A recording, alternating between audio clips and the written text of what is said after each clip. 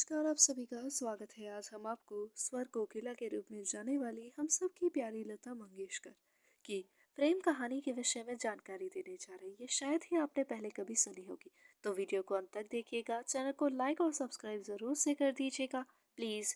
आप हम आप सभी के आभारी रहेंगे। और अगर आपको वीडियो बहुत पसंद आए तो चैनल की मेंबरशिप खरीदने के बारे में अवश्य सोचिएगा। आइए शुरू करते हैं।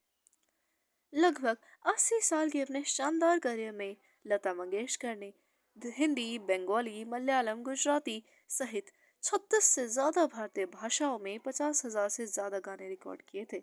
इस रिकॉर्ड को तोड़ने वाले गाने के लिए उन्होंने गिनीज वर्ल्ड रिकॉर्ड भी जीता था और इस रिकॉर्ड को शायद ही कोई तोड़ पाएगा। भारत की कोकिला अपनी मधुर आवाज के लिए जानी जाती थी, जिसमें जटिल भावनाएं थी जो लाखों दिलों को छूती थी। उनकी दुर्भाग्यपूर्ण प्रेम कहानी से जो दर्द हुआ उसके बारे में बहुत ही कम लोग जानते हैं।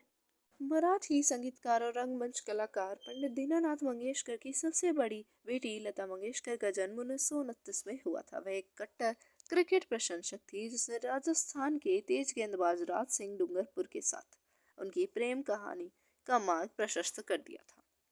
बीकानेर की राजकुमारी राजश्री कुमारी ने अपनी आत्मकथा palace of clouds a memoir में अपने रिश्ते के बारे में बताया है।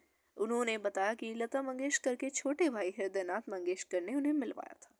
क्रिकेट के शौकीन डूंगरपुर जो एक शाही परिवार से ताल्लुक रखते थे, 1959 में कानून की डिग्री हासिल करने के लिए मुंबई आए, जहां उनकी मुलाकात हृदयनाथ से हुई जो खुद भी एक क्रिकेट खिलाड़ी थे। यहीं से उनकी दोस्ती हुई।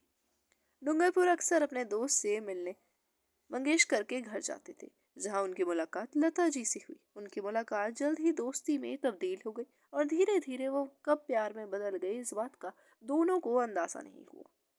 अपनी डिग्री पूरी करने के बाद डूंगरपुर के राज सिंह अपने शादी शाही महल में वापस लौटे, जहां उन्होंने गायिका से शादी करने के अपने इरादे के बारे में बात की।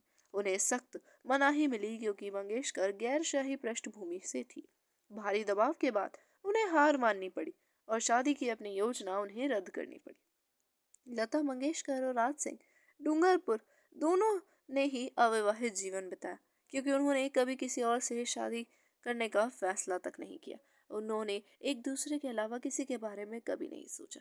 ऐसा कहा जाता है कि 2009 में जब राज सिंह की मृत्यु हुई थी, तब लता मंगेशकर उनके अंतिम दर्शन करने डूंगरपुर पहुंची थी और उन्हें आखिरी बार उनका नमन भी किया था और साथ ही साथ उनसे आखिरी भेंट भी गई थी। अब आपको बता देते हैं कि राज सिंह डूंगरपुर आखिर कौन थे। 1935 में एक राजसी परिवार में जन्मे क्रिकेटर राज सिंह डूंगरपुर के शासक महारावल लक्ष्मण सिंह जी के सबसे छोटे बेटे थे। उन्होंने राजस्थान के लिए रणजी खेला था। उन्होंने 1955 से 1971 तक 80 से ज्यादा प्रथम श्रेणी क्रिकेट मैच खेले थे। दो कार्यकाल तक राष्ट्रीय चयनकर्ता के रूप में सफल रहने के बाद उन्होंने भारतीय क्रिकेट कंट्रोल बोर्ड के अध्यक्ष पद पर भी पदोन्नत किया गया था। यानी क्रिकेट की दुनिया में वो एक बहुत बड़ा नाम थे और आप जानते हैं कि क्रिकेट क्रिकेट ही था ऐसा स्पोर्ट जो उन दोनों को आपस में मिलवा सका, क्योंकि लता मंगेशकर जी को भी क्रिकेट बहुत पसंद था और वो एक क्रिकेट के खिलाड़ी थे। तो दोनों की मुलाकात का जरिया क्रिकेट बन गया और धीरे धीरे उन दोनों की प्यार कहानी को पनाह मिलने लगी। लेकिन ये कहानी जितनी जल्दी शुरू हुई उतनी जल्दी ही ये खत्म भी हुई। ये दोनों जीवन भर ताउम्र एक दूसरे से प्यार करते रहे, लेकिन एक दूसरे से शादी नहीं कर सके। तो इन्होंने फिर कभी किसी से शादी नहीं की और आजीवन कुंवारे रहने का फैसला कर लिया था और इसी बात पे वो अडिग भी रहे। जब दोनों की मृत्यु हुई, दोनों में से किसी की ना तो शादी हुई थी ना ही कोई बच्चा था।